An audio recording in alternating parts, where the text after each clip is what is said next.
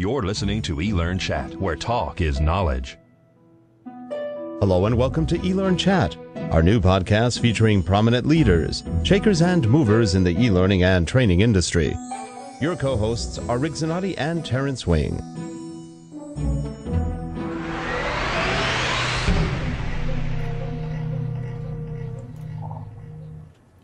Hi, everyone, and welcome to eLearnChat. It is May 10th. This is episode 23, I believe. And here we are. I'm joined today by our co-host. Let me get his co-host music going. Must have my music. Hey, I don't Terrence. come on unless I have my music. How's it going today, Terrence? It's going great, Rick. I'm excited to have our next guest on, and I guess I'll do the introductions today. Okay. We have Larry Straining, who is the founder of Larry's Training LLC, and basically Larry's certified. I'll let his applause go through there. He's a certified innovations trainer, facilitator, and coach, and he uses the no-brainer tool. So we'll get you to tell us a little bit about that, Larry. And Larry is also a CPLP, which is a certified professional in learning and performance from the American Society for Training and Development. And you know, Rick, I think our last two guests last week were also CPLPs. They were both CPLPs, and in fact, they both work with Trish Yule. They do, and I believe Larry knows Trish too. Possibly, I'm not 100% sure. I absolutely know Trish. How you doing? How you doing today, Larry? Good, thanks, Rick. And I think Trish actually controls all of us, but it's just done very subtly. Yeah, it's Trish's world. We just live in it. It is. Yes, we do. Yule world. So, Larry, start us off by telling us, before we get into the World of Warcraft stuff, which I'm uber excited to hear about, tell us a little bit about what is No-Brainer? The No-Brainer tool is the tool developed by Gerald Hammond, and it is the four-stage innovation process. It's the, let me grab it here real quick. I caught you off guard. Sorry about Yeah, that. it's just out of reach. The No-Brainer tool, which has the accelerated innovation, investigate needs, create ideas, evaluate solutions, and activate plans. And this is the tool that we use in the solution people training. So and what kind of training? Solution People is the name of Gerald's company. Oh, okay. Great. Now, is this tool a process, or is it actually like a software tool? There is a software version of it. There's an iPod version of it. There's a PC version of it. I said iPod. Smartphone version as well. Does it work on an iPhone or iPad, that kind of thing? Yes, I have it on my iPhone and my iPod Touch. Okay. I'm not there yet at the iPad stage. One day. They're good. I'll be cool like everyone else. Well, let's move over to World of Warcraft, and I know I as a player, I love the game. It's just such an expensive game to play. I mean, it's like when I was playing it, I think it was like $14 a month, and for somebody that doesn't have really a whole lot of time to play games, it was really kind of crippling for me in that regard. I couldn't justify to myself paying the $15 a month, for indefinitely to play something that I really wasn't going to be engaged in that much. But beyond that, I really saw, some great opportunities to learn and to collaborate with people, with other users. So tell me a little bit about what you do with World of Warcraft. Sure, and the cost of it, you can get it for less than that, depending on how long you pay for it. You can pay for it in larger chunks, like every 3 months or every 6 months, and that does bring down the cost a little bit. Mm-hmm. And it's kind of neat. The way we got involved with it was at ASTD's Learning Leadership Conference 2 years ago, 2009. I met up with Valerie Knoll, who is another CPLP, and we got to talking a little bit about it was actually another game that her husband had mentioned, and that led into talking about some of the different games that we played and that aren't traditionally thought of as training games. Tabletop gaming's Warhammer, the HeroClix and Mech Warrior, things like that are use little miniatures as playing pieces on a tabletop game. And World of Warcraft came up, and we both got to talking about how we thought it was really neat, some of the things that we've learned by playing it, which is something you mentioned a couple seconds ago. You saw some potential there. And we took that and decided that we wanted to run with it and develop a guild, and we put out some feelers on LinkedIn and on Twitter and other people who are interested in that. And we formed our guild, and we named it the Azeroth Training Society, as a way for us to come together and find and collaborate on ways that we use World of Warcraft for learning purposes. Mm-hmm. And how many members do you have in the Azeroth Training Society? We have right now about 8 active members. There are different levels of play within the game, and we tend to be a front end, an intro to the game, and not the high end leveling type of guild, where these are people who spend a lot of time on what's called end game content. And a lot of us are working professionals. We can get on for a couple hours a week here and there, and we have a set time that we all try to be on a weekend, so that we can play together and do some stuff. But other than just play, we've also developed some classes and some other things that we've done within the game. So how do you use the game for training? Is it like a Second Life idea, or how does it differ? Yeah, and if you think about how Second Life or Reaction Grid or Virtual U, one of the other the 3D virtual environments that may be free, there is content still has to be built for those. So when you've got to go in and you may have to spend days coming up with content. So say if I wanted to use Second Life to teach driving a truck, and so I've got to develop the dashboard, I've got to develop the dials, speedometers, and maybe even the GPS consoles that are in trucks today. I can do that, and I can sit down and I can create a virtual instance where someone can come in and sit down and play or virtually learn how to drive a truck. Then that person can go out, sit in a truck, and drive the truck around town. I'm talking big semis. In World of Warcraft, in all MMORPGs, the massively multiplayer online role-playing games, there's content already developed, and generally it's collect something, kill something, or find something. And there's different levels to reaching those goals, and a lot of times you need to put together a team to do this. A lot of content isn't soloable. So you need to work together. So the type of things that we look at are developing leadership skills. Remember the old Mission Impossible?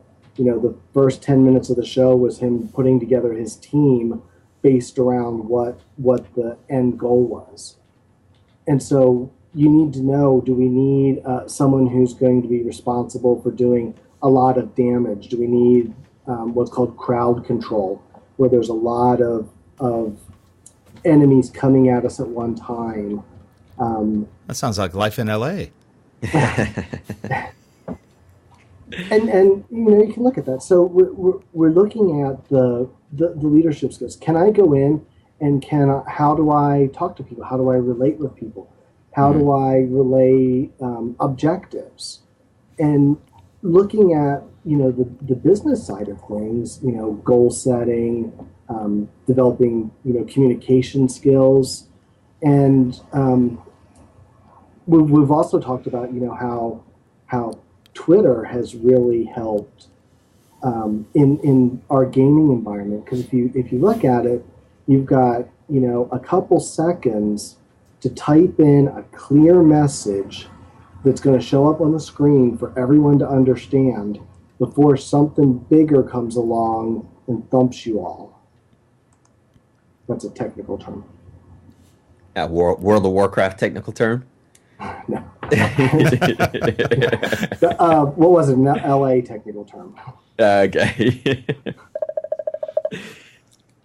So walk me through a scenario here. I'm interested in attending. I sign up online at what time and where, and what happens that I'm engaged in this learning activity? Sure. We're on our guild time that we get together right now is Sunday afternoons at 4 o'clock, and it's 4 o'clock Central Time.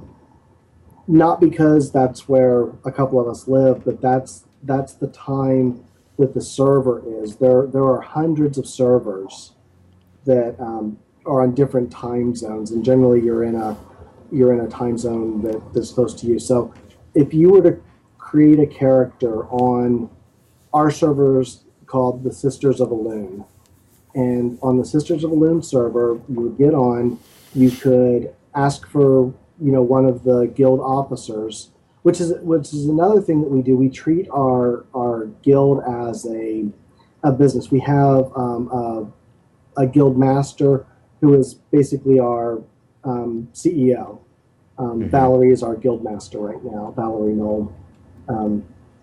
She's our guild master. Then we've got knowledge manager. We've got someone in charge of banking in the guild vault, which is a place where we share space to keep stuff.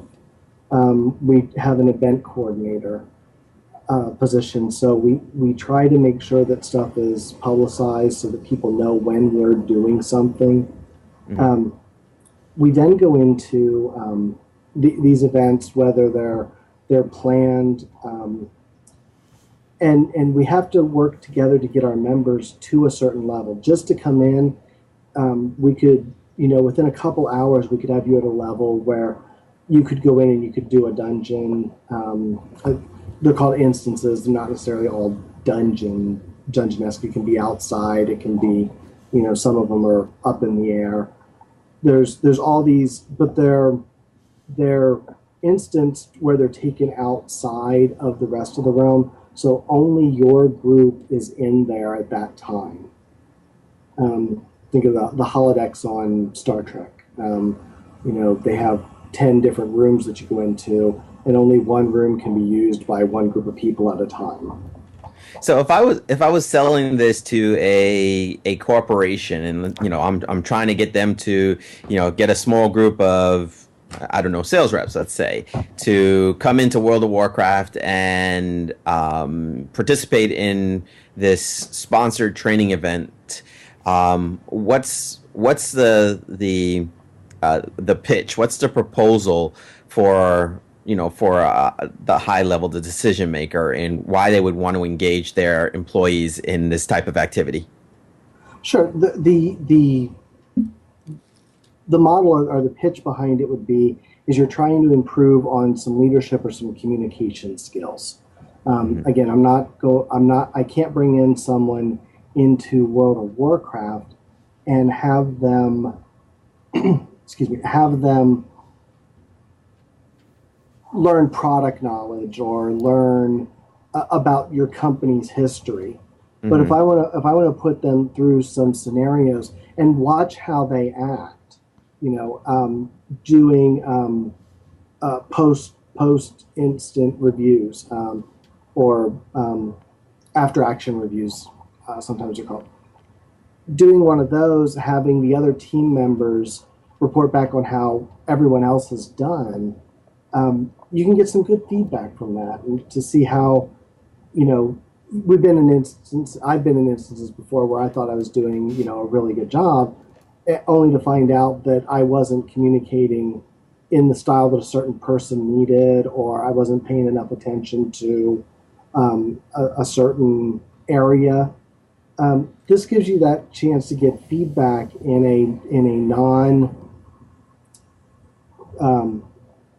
a non-work related or a non-real time. I don't want to lose a big sale because I'm not communicating properly, but I can go in there and I can develop my communication skills. I can develop my team building skills. I can develop my... Well, the sales reps want to kill. and there is that, and it's fun. We chose World of Warcraft because that was a game that we were playing, but there are a lot of these MMORPGs out there. Sure. Other fantasy games like Dungeons and Dragons Online is one. City of Heroes is a superhero themed game that has similar mechanics behind it. EverQuest is another fantasy one. There's a new one coming out called Terra. So there's all these. Star Wars has their Empire based around the Star Wars environment that you can go in. We just chose this one. So you want to get into something. If you really don't like the fantasy side of things, you can still find an MMORPG that's out there.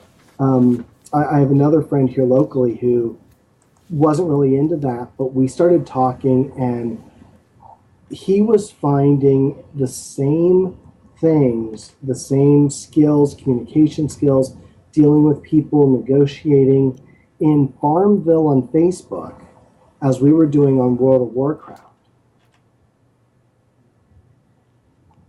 So there's that connection between the types of games, the role-playing games that have established content.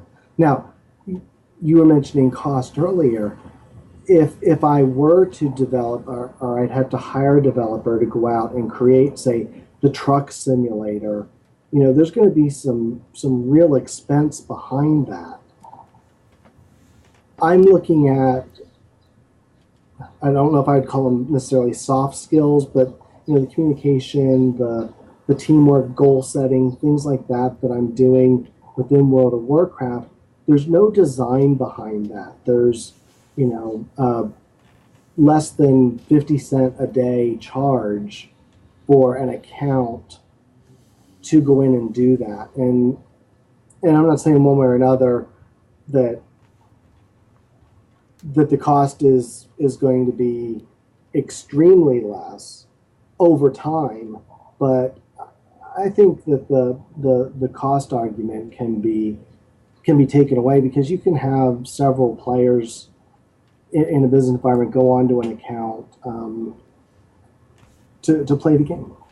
Now, Larry, when you bring people in, do you create groups specifically for this? For example, let's say you have, or can you make it like a class where because I know World of Warcraft can be a never-ending kind of game, but can you bring in and do scenario-based type stuff where you bring in people for a short time to learn a specific skill or trait or habit, and then go through it for a couple of days to a week to a month? How would you work that? We can, as you do different things in the game, you're leveling your characters. There's the leveling aspect, and as you get higher levels, you get better goodies and trinkets and armors and weapons. As you go along, you're building on that. Now, the people that have come into our guild have come in because it's a safe. There's some stigmatism behind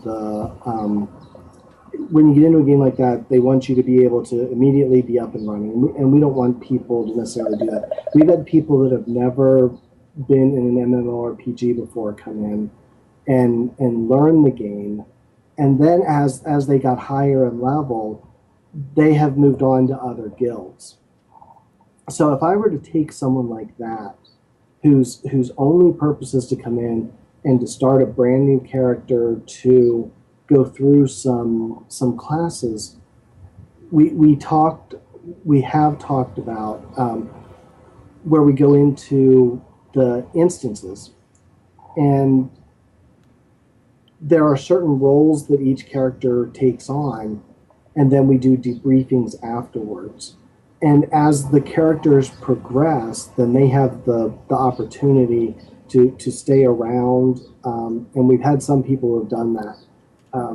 People who have never played any kind of video games before are now high-level characters within our guild. Sounds good. So it would be there's opportunities to do that.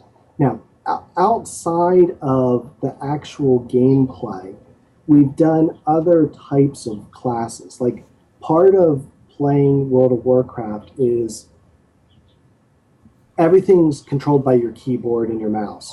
So macros are really big within World of Warcraft. So you might want to create macros in order to do certain things. So we've had classes outside of the actual gameplay, teaching how to make macros within World of Warcraft, and then being able to take that into your other aspects, Excel, Word, other programs that use macros. We've talked about goal setting and situational awareness, and we do these classes outside of the actual game itself through GoToMeeting or another meeting environment, and then we take what we've learned from that and we go into game and we try to participate in those skills that we've learned. Now, Larry, you're a college professor, right? I'm an adjunct professor at a community college here. I teach computer classes. Okay. Are the Excel, kids? Word. Are you finding a lot of the kids still interested in World of Warcraft? Or are they moving on to different games? I hear a lot about Call of Duty right now. That seems to be the big one, but different audience, I guess. It is, and it's a different mechanic game as well. Mm-hmm. It's what's called a first-person shooter Right. game, and so you still have the opportunity to team up. Another thing, we were looking at some of the gore factor, and there's a lot more of that in a first-person shooter than there is in some of the MMORPGs. We also were particular in choosing the alliance side for the characters that we were playing, because we felt that it would be easier to talk about a human character or an elf character than it would be to talk about, oh, well, we're getting on and we're playing orcs and undead characters, which you have the ability to in World of Warcraft. We just kind of for this project, we wanted to stay on what would be more acceptable to more people. I for one am particularly interested in training that focuses on the undead. But the dead are a much more obedient audience. That's right. Terrence, how's it going in the chat room right now? We're having a quiet day in the chat room today. They're all engaged in listening to Larry today. So, Larry, how do you measure the success of your training? It's since it's training, and we look at return on investment. How is that measured with somebody that comes through a World of Warcraft training session? Okay, so we've had, and I don't want to use real names. We had someone come in, and because I don't have permission, I don't want to talk about. You can call them anything. We had someone come in who talked about, after playing in game with us, was a manager in a call center, and was able to go back and work with his employees and understood a little bit more about the nuances of the different types of people. Several people who are in our guild are more open to helping others now. Not that they were blocking others before, but they were more to themselves and stuff. And now we initially, the people who we talked to were trainers. We said, hey, we're trainers. You're a trainer. Come with us and see how we're using the game. We've had other people come in from that as well, relatives or people that we've met online or you've teamed up with, and it's kind of grown a little bit from there. But we definitely have some people coming back to us and telling us that's what they've gotten. That's what they've walked away with from playing the game, is they feel more comfortable talking in a group. They feel more comfortable leading situations that they were a little more timid in before. I find this interesting because I hear this a lot with all the different kind of immersive environments like Second Life, like the games or the RPG kind of games. A lot of people aren't socializing that much like they used to, so they're not as used to being in a social group. Do you find some of that true, where they tend to be a little bit more isolated in a lot of ways? There's some of that is in the game. There are people who are in the game just to cause grief for other people. Just like life. Right. It's exactly just like life. There are other, and you pick up on stuff like that really quick. But there are lots of times that there's what's called a pickup group, where I can go into a group of people, just 5 random people are put together in a situation, and they have to achieve the end goal, which is completing the dungeon, completing the instance. There have been some times where you get into this and have 5 really experienced people who work together well. Then you can get in there and, you'll have someone who is maybe not as experienced, and watch how the other 4 people react to them. Sometimes they'll be really nice and helpful, and then other times it'll be like, oh, you don't know what you're doing, and they actually kick them out of the group to get someone else in. So watching how people interact, I think it makes, with the do unto others philosophy, when you get in that situation, how would you like to be treated? And that's generally how you try to treat other people. So what's the typical demographic of a user who's coming into World of Warcraft, not as a gamer, but coming in as a potential learner? One of the things is to be open-minded about it. It is a different experience. There's a lot to learn at first, just about the mechanics of the game. And learning the mechanics of the game help you develop those skills. Again, like I said, we've had people who have never been on computer games at all, and we've actually had to go through and do just some basic computer training with these people on the phone in order to get them into the game. Mm-hmm.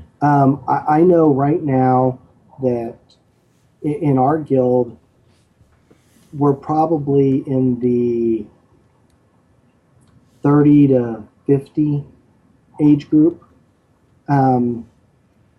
We have some younger people, and and again, with most technology, younger people are going to pick up on it really quick, and so we tap into that. We want people to share, and we want it to be a collaborative environment. Now, one thing that we do is we try to share experiences through our Facebook, through our guild portal, and we want to put that information out there so that we're notating and we're logging things that happen. Mm-hmm. But the basic demographic is anyway. We have a lot of professional business people who, well, I say professional business people like you and me, who are trainers who work in that environment and then come into this environment as another way to help others, to work on those communication skills, and to collaborate and be with other like-minded people. Now, does Blizzard support you guys in any way? No, Blizzard has that. We are no relationship, no anything other than they take money out of my account every 3 months. That's the only relationship with Blizzard. But as far as the game, again, like I said, we could be doing this with City of Heroes. We could be doing it with Farmville. We could be doing it with my wife has a zombie game on her cell phone that's like Farmville, where she goes in and harvests different animals and zombies and stuff like that. Point I like being zombies. Is that, yeah, we can go with that. We can, but we don't have any formal relationship. Anyone can go in and form a guild. There's not the requirements to form a guild within World of Warcraft is you've got to have 5 unique accounts to sign what's called a guild charter. So if I wanted to create the name, the Liquid Learn Guild, I could go in and I could say I'm starting this guild and have 4 other people, click on my electronic charter, and I have a new guild called Liquid Learn. Not everyone. A lot of people form guilds just to try to have the extra bank space, the perks to it. There's a World of Warcraft has been out for 6 years, a little over 6 years now, and they're about every 2 years they come out with a new expansion. And in the last expansion, one of the main things that they've put into it is what are called guild achievements. So now it's not just me trying to level myself, but I get extra bonuses if I'm helping my guild achieve certain levels of things like cooking or crafting items within the guild. Then in turn gives the whole guild, all the members in the guild, perks back.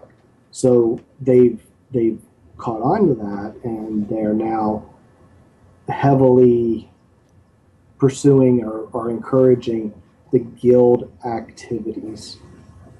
Mm-hmm. Sounds good. Now, if people want to get a hold of you to learn more about using this methodology for training, for leadership, for whatever purpose the group is set up for, would they go to this website? This is your guild site, right? Would they go here, or would they go to your Facebook site to contact you? They can go to either one, actually, or contact myself or anyone in the guild. But we're specifically on the Sisters of Elune, and that is the guild portal. Now, we do not require. Some guilds require that you fill out an application through their guild portal. And then you have to go through an interview process in order to be accepted into their guild. And we're not like that. We're if you want to come in, you want to hang, and we fit. We'll work together for as long as you want to work together. And so we have that, and that's where you can go and find out more information about us and what we're trying to do our mission statement, our vision statement. Again, things we're trying to keep this as a business entity. So we've got these things. We've got vision and mission, and certain things that we want to see happen, code of conduct. And so if that seems like something that you're interested in, and you think that we could be a part of helping, then feel free to join up. Sounds good. It's always interesting to consider going to training where you see one of the objectives is to go out and kill an ogre. I think it's quite the interesting objective, performance objective. And it's not all. Like I said, there's we actually there's an achievement in the game where we have individual just little critters running around, and one person was a little bit upset that we were actually running around just killing bunnies and squirrels and stuff. So there is some of that, but overall, I think as long as you eat it afterwards, you're okay. It's we've got to curb the population. Don't want them to too many undead get in there, then we can have zombie squirrels running around or something. But is there a karma factor as well in the game? No, not really. There's just and you'll find out a lot about yourself playing the game. Generally, if someone is a certain way, then they're going to play that way. Sure. And we see that in all of our areas. So it's fun. We enjoy our times together. We seek out each other. As a matter of fact, ICE is coming up in Orlando, and for a year and a half, we've been playing together. And for the first time at ICE, a couple of us will be meeting in person for the first time. Oh, that's great. So it's really neat. It's going to be a really neat experience. Well, ICE goes through that Sunday as well. So are you actually going to be playing on that Sunday? I will not. I'm not bringing a laptop to play. Okay. And other stuff will be going on. Most of our guild's going to be there anyhow. So nobody would be there to play with you, so to speak. Right. It would be a great opportunity to do a demonstration of it, though, to folks who haven't seen this learning take place. It would, and if we're there, and if someone has a machine with them that has it loaded, we might be able to pull something up one night and get together and show. But sure. Yeah, it's definitely, there's been a lot of chatter over years about organizations or guilds like yours who are using this. There was even one, and I don't know the name of the guild, but it was of C-suite executives that were gathering to enhance their leadership skills through their specific guild. So it's really interesting to see how certain training thinkers are seeing these games and other tools as avenues for enhancing learning activities. Right, and there's some several articles. T&D had a T&D magazine, ASTD Presses magazine had an article a couple years ago called Slash Crash and Learn, which was about using MMORPGs and online games for learning opportunities. And again, it comes down to, how would I go into a Second Life and create a area on goal setting, or how would I be able to go in and create, an area on team building, or improving communication skills.